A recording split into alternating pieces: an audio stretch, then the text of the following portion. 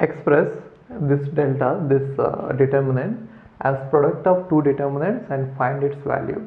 So the question is, given this determinant, we are supposed to express it as if it is a product of two determinants, and then finally we are supposed to find the value of it. Okay. So if you observe it, either if you have to write a determinant as product of two determinants, you should do one thing. I'm just telling you a general rule.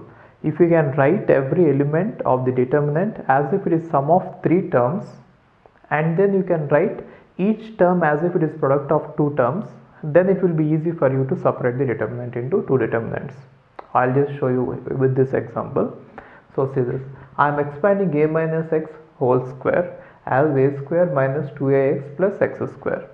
So why am I expanding it is, I am trying to write each element of the determinant as if it is sum of three terms, and later what I'll do is I'll write each term as if it is product of two terms. Okay, for now I am writing each element as if it is sum of three terms, right? So see this. So now each one has been written as sum of three terms. After that I am just arranging the terms like this. Even though there is a square, I am writing it as if it is 1 into a square. Even though there is 2ax minus 2ax, I am writing it as if it is plus minus 2a into x. And even though there is x square, I am writing it as if it is 1 into x square. Now if you observe it, we can write every term, we can observe it like this. See, 1 is there, x is here, x square is here. And again 1 is there, x is here, x square is there. 1 is there, x is here, x square is there. And now a is here, minus 2a is here, 1 is here. And again b is here, minus 2b is here.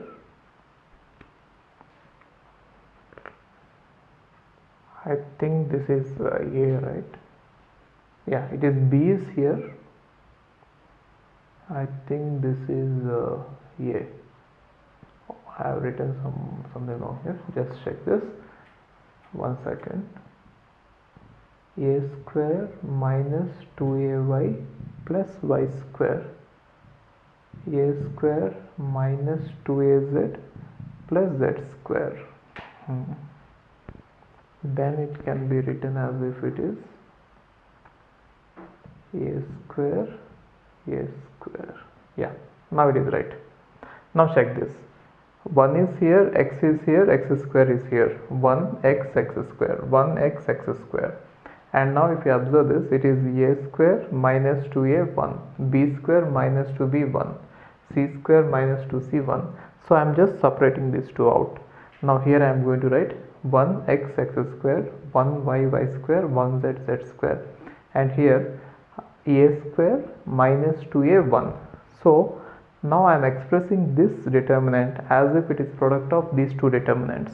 How is it possible to write it? If you take these two determinants and then multiply them row by row, which means take the first row and multiply with this first row and put the element there.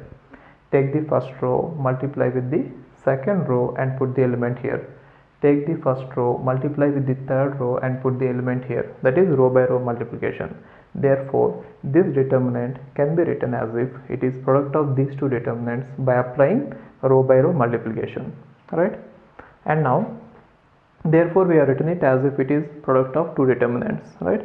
And now, if you observe this, there is minus 2 common here. Therefore, you can pull out minus 2 here, and then I just want to interchange these two, column 1 and column 3. Why? I'll tell you later. So when I exchange column 1 and column 3, and when I take out minus 2 as common here, I got minus 2 here, and whenever you exchange one column with the other column, then you are supposed to multiply with minus 1. Therefore it becomes plus 2, right?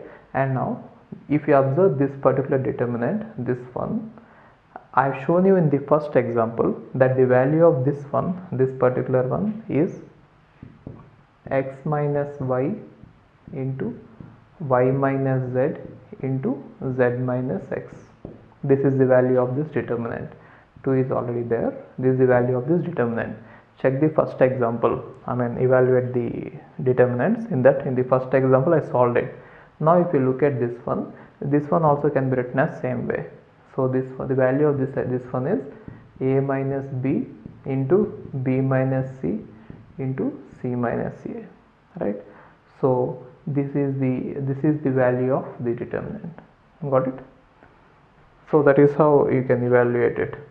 So what we did is we have expressed this main determinant as if it is the product of two determinants, and then we evaluated both the the value of the determinant using the small determinants. Now you can easily see that by writing a bigger determinant into product of two determinants, it will be easier for us to evaluate it, right? See, we have already shown how to write a determinant as if it is sum of two determinants. Now it is an example where we have written it as if it is product of two determinants. Why are all such transformations important is it will be easier to simplify them, right? Instead of directly working on that, it will be easier to work on the smaller matrices, smaller determinants, and then finally get the simpler answer. So this is the value of that particular determinant, which has been expressed as product of two determinants. Okay. Hi, if you are planning to do masters, then doing masters abroad is better than doing masters in India. I'll give you all the reasons. So, first reason is, out of 1 lakh students who take GATE every year, there are only 500 seats in old IITs. So all the IITs put together have an acceptance rate of 0.5%, and IITs, universities better than IITs, they have very good acceptance rate like 30%, 40%, but all the IITs put together have an acceptance rate of 0.5%. And if you are working hard to get into IIT Bombay's ranking is 177 and IIT Roorkee's ranking is 400. If you are happy to get into IIT Roorkee, then getting into universities better than IIT Roorkee is easier compared to getting into IIT Roorkee.